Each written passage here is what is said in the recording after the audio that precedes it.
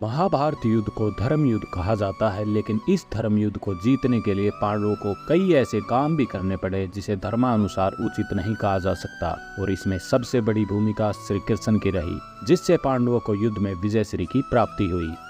महाभारत युद्ध में विजय के लिए सबसे जरूरी था कि पितामह भीष्म युद्ध क्षेत्र से हट जाए, और इसके लिए श्री कृष्ण ने अर्जुन के रथ पर शिखंडी को बैठाया। शिखंडी पूर्ण पुरुष नहीं था, भीष्म इन्हें स्त्री मानते थे क्योंकि वह पूर्व जन्म में अम्बा थी।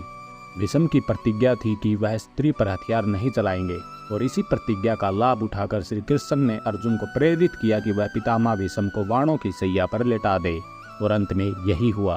भीष्म के बाद द्रोणाचार्य ऐसे योद्धा थे जिनके रहते युद्ध जीतना असंभव था, और इन्हें विजय के रास्ते से हटाने के लिए श्री कृष्ण ने धर्मराज युधिष्ठिर को झूठ बोलने के लिए प्रेरित किया।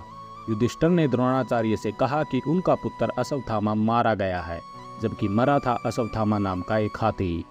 युधिष्ठिर के आधे सत्य से दुखी होकर द्रोणाचार्य ने अपने धनुष बाण जमीन पर रख दिए और विलाप करने लगे।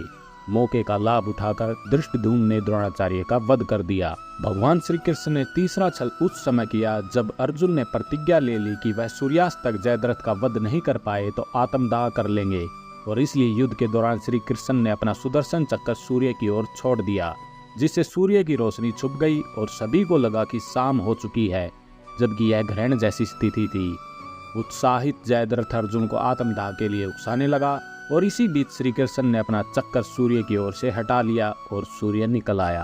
अर्जुन ने पास खड़े जयद्रथ का वध कर दिया और अपनी प्रतिज्ञा पूरी की। भगवान श्री कृष्ण ने चौथा छल उस समय किया जब कर्ण कौरव सेना का सेनापति बना और अर्जुन से युद्ध के लिए आया। कर्ण के रथ का पहिया जमीन में धंस गया, जिसे निकालने के लिए कर्ण ने अपने धनुष बाण रख दिए। निहत्थे कर्ण को देखकर श्री कृष्ण ने अर्जुन को कर्ण वध के लिए उकसाना शुरू किया और दिव्यास्त्र चलवा दिया। क्षण भर में कर्ण का अंत हो गया। दुर्योधन का अंत भी श्री कृष्ण के पांचवें छल से संभव हुआ। श्री कृष्ण ने दुर्योधन को माता के पास निर्वस्त्र होकर न जाने की सलाह दी, जिससे कमर के नीचे का हिस्सा वज्र का नहीं हो पाया।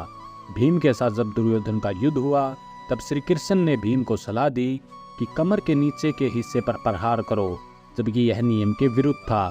कमर के नीचे गदा के प्रहार से दुर्योधन की मृत्यु हुई, और इस तरह पांडवों को महाभारत में विजयश्री मिली।